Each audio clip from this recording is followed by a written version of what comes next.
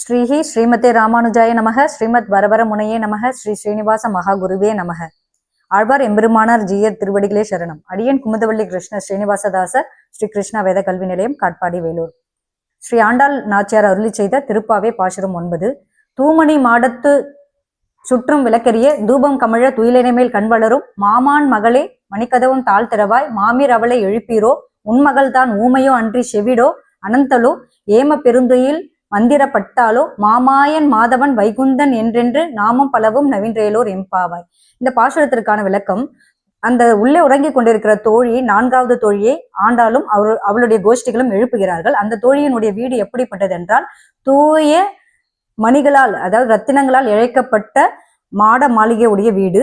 அதில் தூபம் கமிழ என்றால் நல்ல மறுமணம் வீசக்கூடிய அந்த அகில் சாம்பிராணி வாசனை அவள் வீடு முழுவதும் பரவி இருக்கிறது.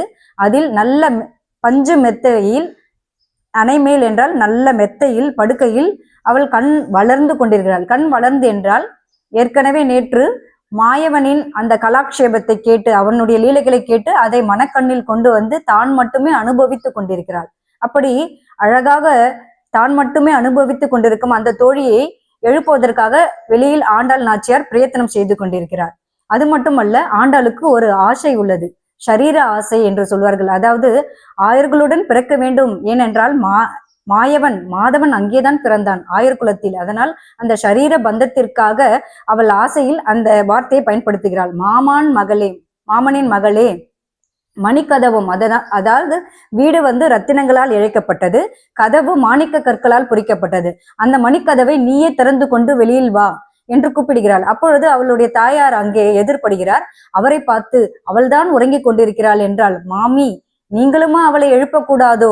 நீங்கள் அவளை எழுப்புங்கள். உன் மகள் தான் ஊமையா அல்லது செவிடா அல்லது இரண்டுமா? ஊமையும் மற்றும் செவிடும் இருக்கிற பெண்ணா?